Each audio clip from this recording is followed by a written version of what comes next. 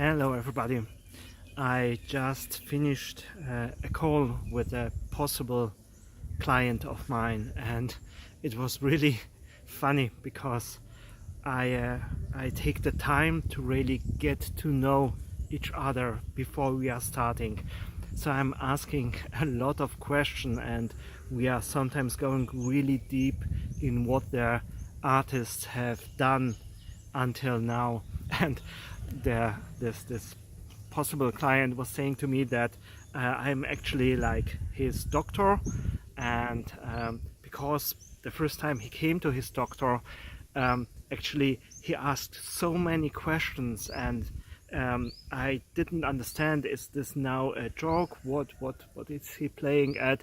But actually it was a compliment, saying to me that with this doctor he's now for over 2 decades, and you can see that actually you have a good doctor when this doctor is getting to know you, when he wants to understand what happened until now and what have worked for you, what illnesses did you have, and so on. And I think for many people this asking so many questions can be a little bit confusing, but I think that some artists are not really seeing the opportunity that they already are having with their own past, because in your own past you have made many experiences, positive and negative ones, and what will bring really the change for more prosperity in your artistic work is actually to expand most likely on the things that are already working. Why is the opportunity in the things that are already working for you? Because actually there are two reasons for this. The first one is that actually when you are moving outside of your comfort zone, you are setting out to find new clients, to get more prosperity for your art, more resources for your art. There's something in us humans that is fearing change, and this is something that's very normal. When we are changing too fast, too much, we can get overwhelmed and we are feeling uncomfortable. So actually it is important to build on what is already working for you and what is not such a outstanding change, and from this point you are like building a new, you are laying new groundwork for something new that will appear, and it's appearing step by step, so there is no overwhelm. And the second reason why you should build your career, you seek for new clients on the things that are already working, because every relationship is based on trust, and trust can only happen when you are actually doing things that feels natural to you. When you are perhaps doing something for the first time, it is feeling a little bit unnatural, you are a little bit less authentic, and this is absolutely normal. And especially when we are approaching possible clients, this lack of authenticity can become a lack of trust, and this is really dangerous for a relation that is beginning to prosper. Because when you are doing your business in the art world, it is about relation, a trusted relation. It is less about like in industry that you can actually buy a similar product from every person. No, it is a certain person with certain qualities, and you are getting in relationship with this special person, with this client, or like for the client with the special artist. So it is something that is going beyond pure logic. It has a strong human side, and this is why you should start your approach for new clients, or to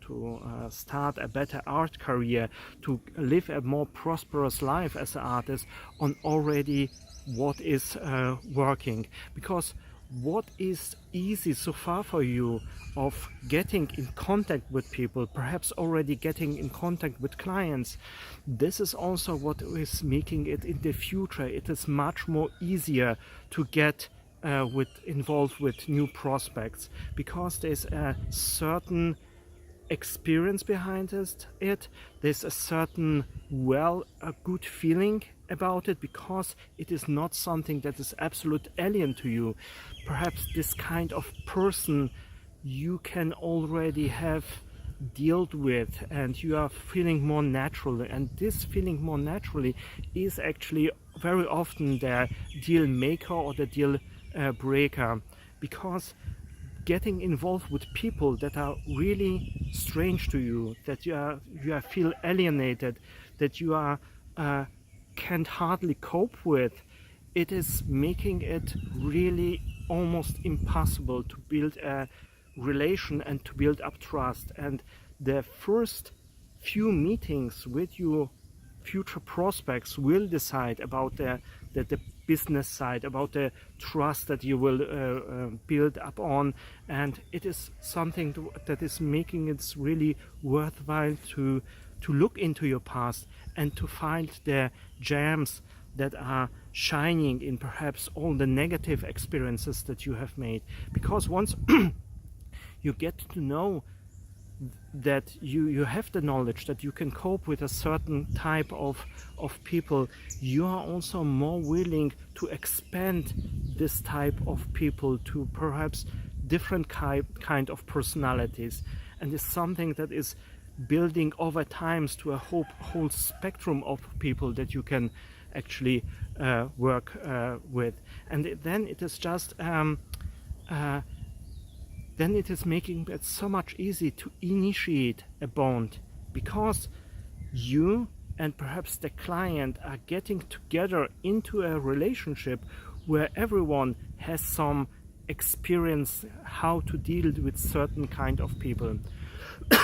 Of course, there are artists that are ultimately very professional. They're the absolute networker. They can bond with everyone.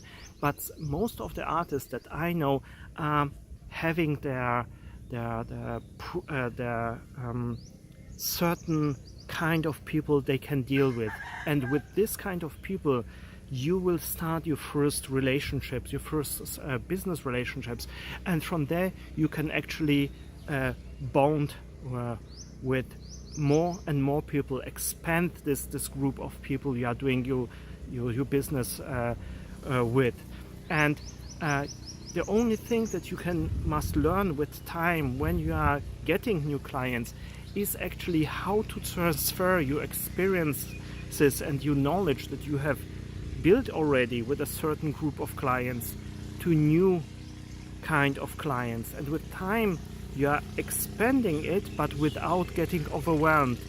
And this is, I think, a strategy that is helping a lot of people to become successful. It is perhaps not a success that is happening overnight, but it is a success that has an organic growth.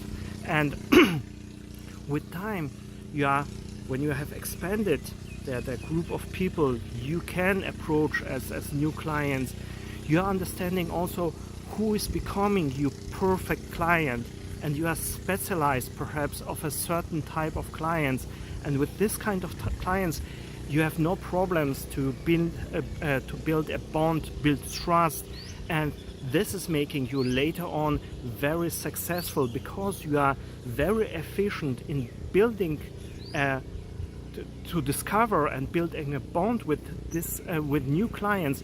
When they are in your special niche of people you can get very fast connected to. And this is also making it much more easier during the talks with your clients, when you understand a certain type of client out of your past, and now as an expansion that was growing organically over time, to get into the perspective of a client. Most artists are, I think many artists, me perhaps included, are very egocentric in a way. They are seeing the world from their perspective, they are seeing their art from their perspective. But to bring other people value, it is important to also be able to switch the perspective through someone else's eyes, especially when it is a client of yours, to understand how is your client perceiving your art, where is he seeing the value, perhaps something that you are not seeing the value in, he's actually seeing the value. There's one artwork, one incident that I remember. It was an art collector, I think out of Venice, as I must look it up, but actually he brought one artwork from Erwin Wormley. It was actually like a horse, but the head was sticking inside the wall of this horse. It was really a contemporary artwork, but it was something that was just dazzling.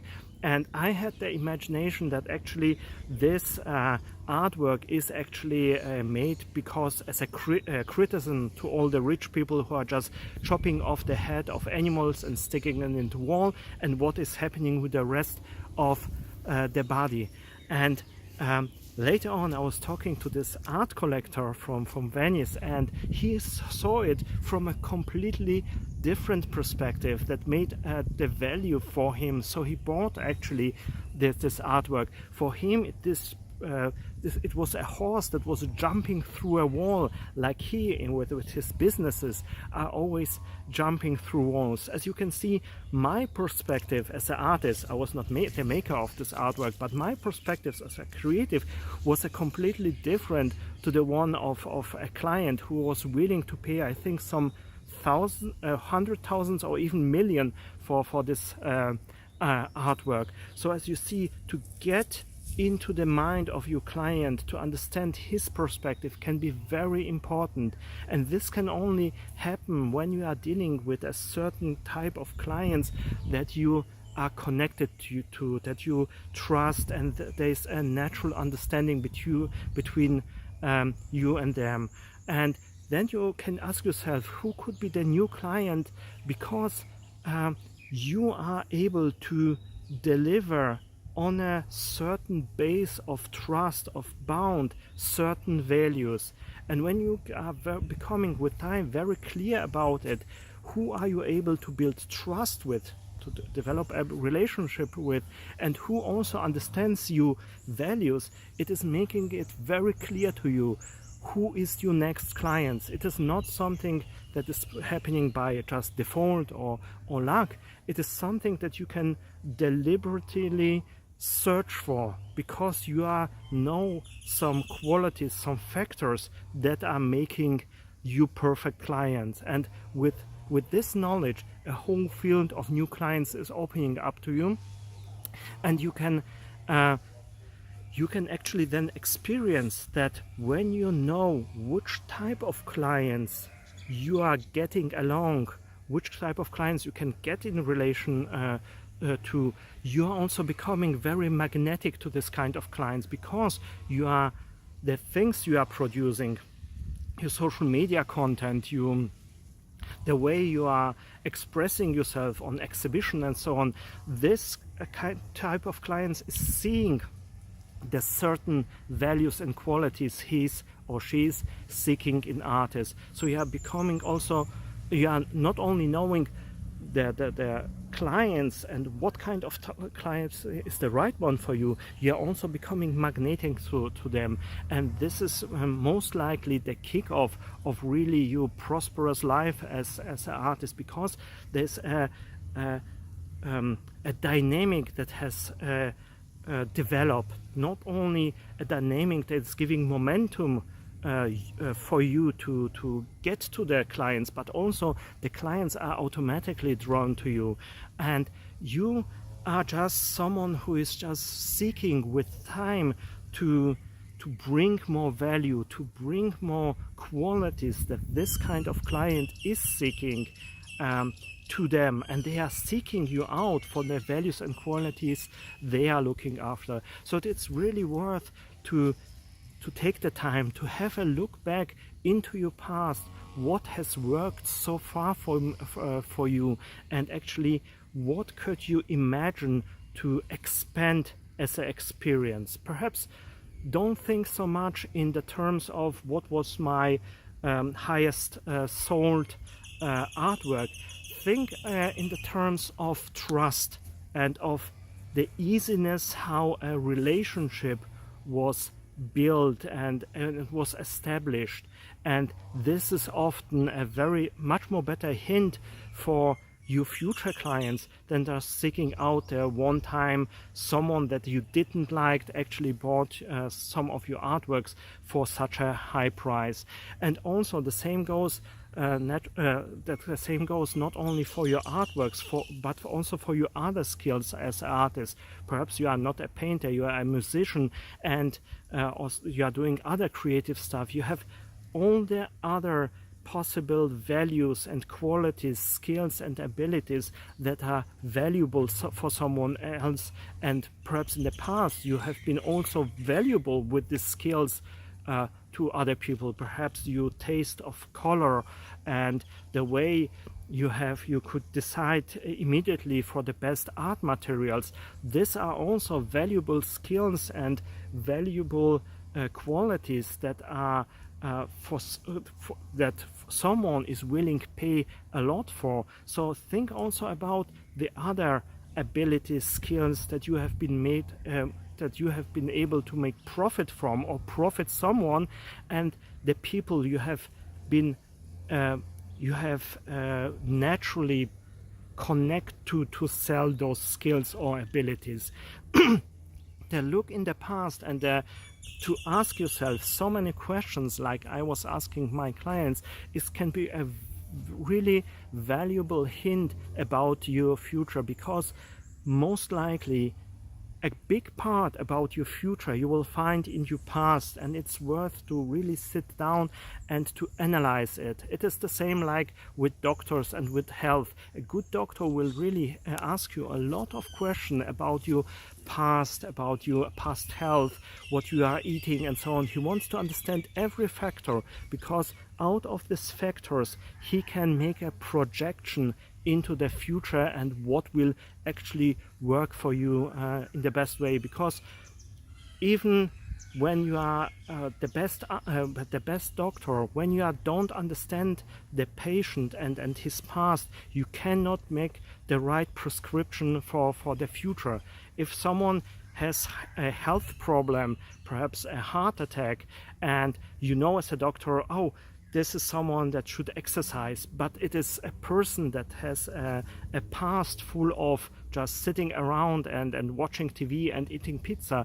To someone like this, to prescribe a lot of exercise would be useless. It would work out for 1 week, 2 weeks, and then this person would get back to their old patterns and perhaps have another heart attack. So if you can afford it, get of course a coach that cares about you and your past. But if you cannot, just be your own coach. Look into your past and you look what is working. Where can you build naturally relationships that are prosperous for both sides, and look to expand those relations. It is not so difficult, and perhaps you have today 5 or 10 minutes to write some things down, just ideas, just a bucket list, and with time you can prioritize it, what was working the best, where are the connections, where are the patterns, and with this you are already developing a strategy for new clients. I hope these ideas are interesting for you, and I also hope to see you in the next video. Down below you will find perhaps a link with more information that will provide you perhaps with more support. Nevertheless, I hope to see you in the next video. Until then, bye bye.